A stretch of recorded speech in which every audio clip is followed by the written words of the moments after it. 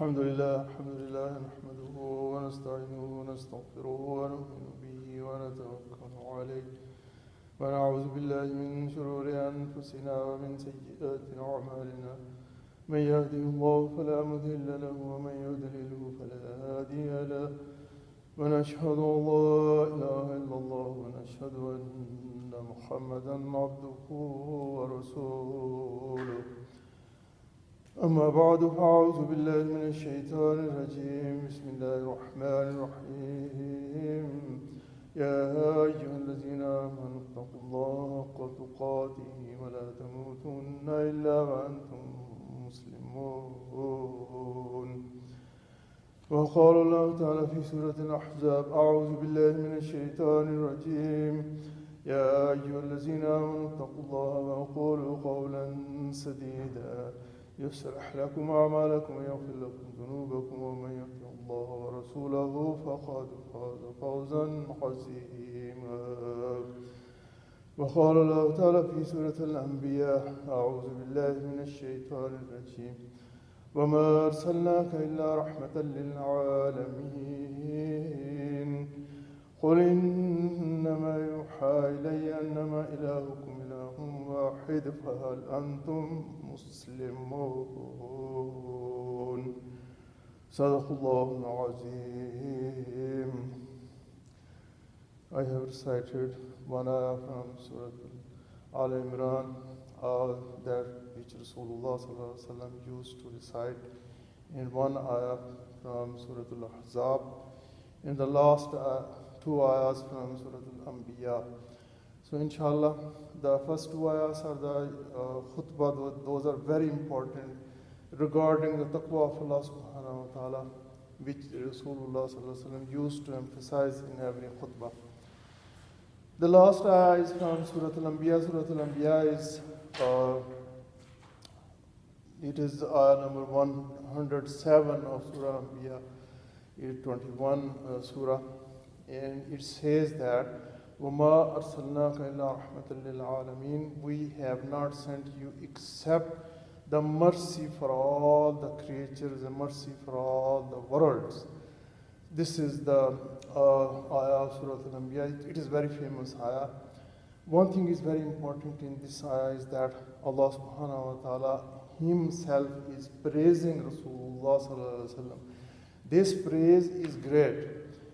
Allah himself, he is the creator, and he is praising Rasulullah sallallahu alaihi wasallam. وَمَا أَرْسَلْنَاكَ إِلَّا رَحْمَةً لِلْعَالَمِينَ, we have not sent you except the rahmah for the whole of the world, of all the world. All alameen is the plural of all the creatures in the world. Allah subhanahu wa ta'ala has rightly mentioned his name is also Ar-Rahman, so one of the manifestation of his rahmah is sending of Rasulullah sallallahu alaihi wasallam. For many khutbahs I have been planning that we sometimes praise Allah subhanahu wa ta'ala, this is required. But Allah subhanahu wa ta'ala also says that praise your Rasul, your Nabi, because he has done great favor on you.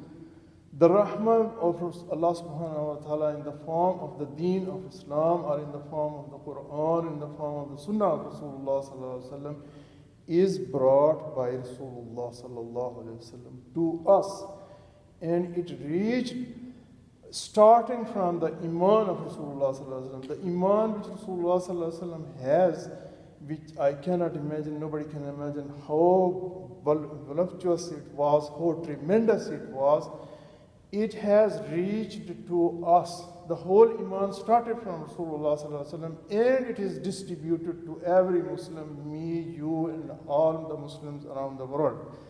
So this is the same iman which Rasulullah sallallahu alaihi wasallam brought.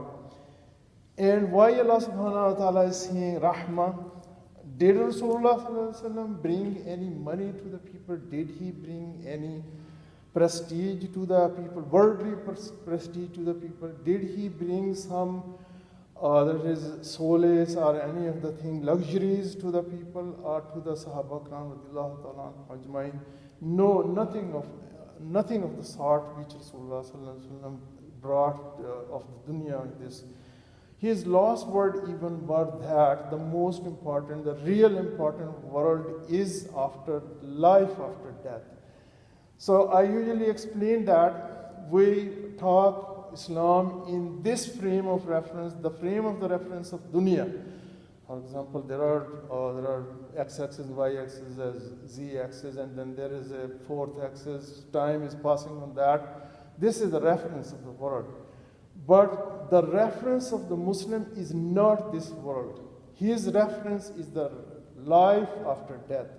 So if you mention the reference, reference, then all the things would change. That's why most important thing is this world are different from the most important thing in the life after death.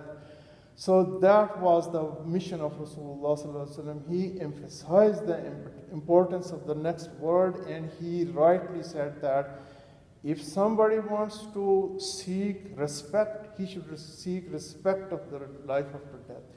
If somebody wants to seek the luxury, he should seek the luxury after death. And if he wants the wealth, and I was surprised that Allah subhanahu wa ta'ala give them the ornaments of the gold to the mu'mineen. That would be the real wealth, pure gold.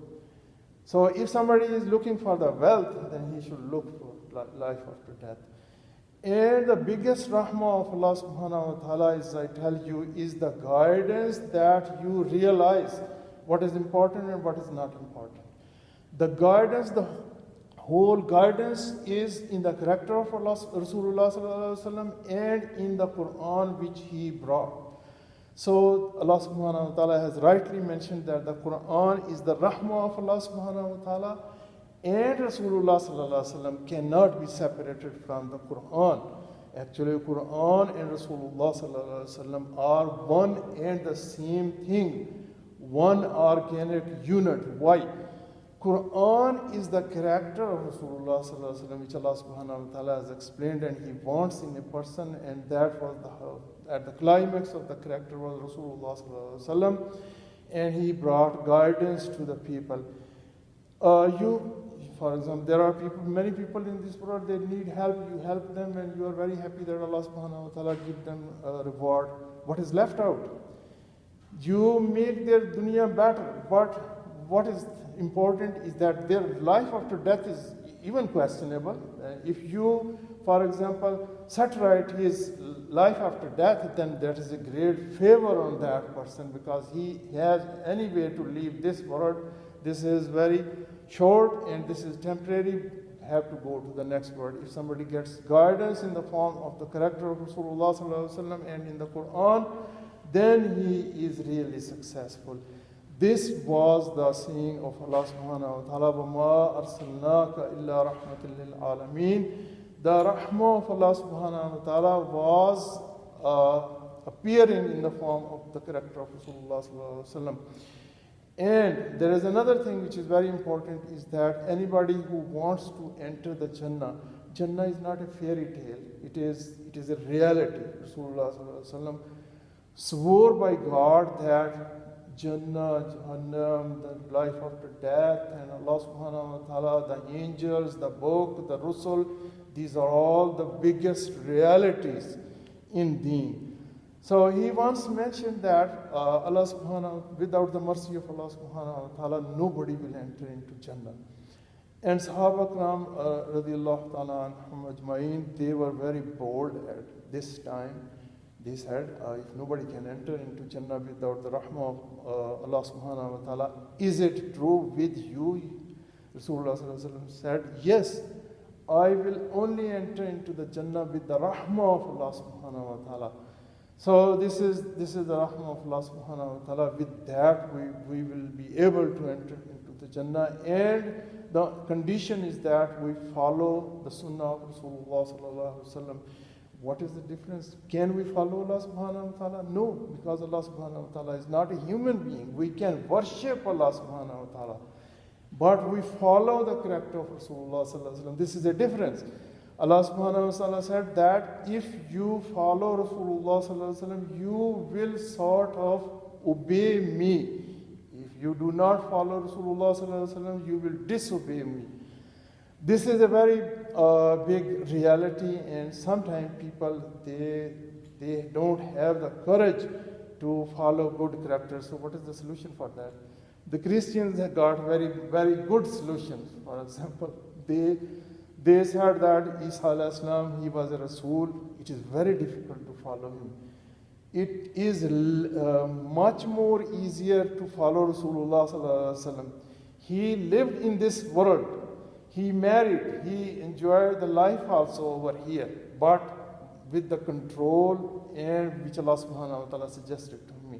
He said that an-nikahu min sunnati, the nikah is my sunnah. But Isa alayhi salam never did nikah. He spent the life of celibacy.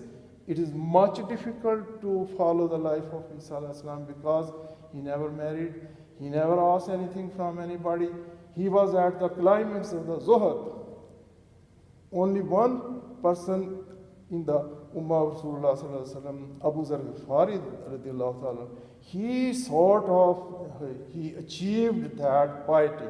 And Rasulullah sallallahu alaihi wasallam rightly said that if you want to see the Zuhud of Isa alayhi salam, you can see this companion of me, Abu Zar al-Ghifari radiyallahu ta'ala, because he did not get anything from this dunya. He was always after Allah subhanahu wa ta'ala, worshipping Allah subhanahu wa ta'ala.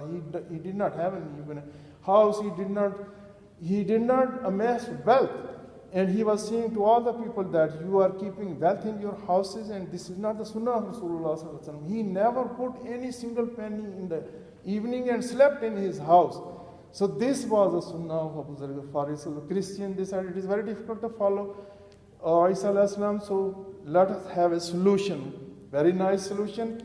Change him into a God. God can never be followed, so he is out of question. So they don't follow him. They worship him, that's it. But Rasulullah sallallahu alaihi wasallam clarified that human beings can never be worshipped. He is not a God. A human being is a human being. He can have a very high character, but you have to follow that. I listened to his speech. He was saying that we follow Isa alayhi salam. He did not follow Isa alayhi salam, and he said that we cannot follow Rasulullah sallallahu alaihi wasallam. Na'uzubillah min zalik. He was not a Muslim, and he was saying that Rasulullah sallallahu alaihi wasallam killed the people, so we cannot follow him. So this is again a question. The rahmah of Allah subhanahu wa ta'ala is two ways. This dunya is a struggle between evil and good. Please remember that. So when you are fighting with the evil, so you will not support the evil, you will kill the evil. So this is the answer for this puzzle, that Rasulullah sallallahu alaihi wasallam was rahmah. Rahmah is the tawheed of Allah subhanahu wa ta'ala. If somebody is stopping from the tawheed of Allah subhanahu wa ta'ala, Rasulullah sallallahu alaihi wasallam fought with him. And Rasulullah sallallahu alaihi wasallam never flinched to kill him, even because he is stopping the rahmah of Allah subhanahu wa ta'ala. He is stopping the other people to worship Allah subhanahu wa ta'ala. This is again the rahmah. And they have no right to that. So this is the answer to that puzzle. And this is the greatest tribute which Allah subhanahu wa ta'ala has given to Rasulullah sallallahu alaihi wasallam. We should remember that. And we should get the benefit from the mercy of Rasulullah sallallahu alaihi wasallam and praise him. And I make dua to Allah subhanahu wa ta'ala that we develop the greatness of Rasulullah sallallahu alaihi wasallam in our hearts, because he was rahmatul lil alameen. Allah subhanahu wa ta'ala has praised him and has directed the mu'mineen to praise him. In the second part of the khutbah, I will say, Inna Allah malaikatahu yusalluna ala nabi ya ayyuhallazina amanu sallu alayhi wa sallimu taslima. Allah subhanahu wa ta'ala is directing the Muslims to praise Rasulullah sallallahu alaihi wasallam. He has done a great favor. The iman which he had is distributed among us. أقول قولي هذا أستغفر الله ولكم ولسائر المسلمين.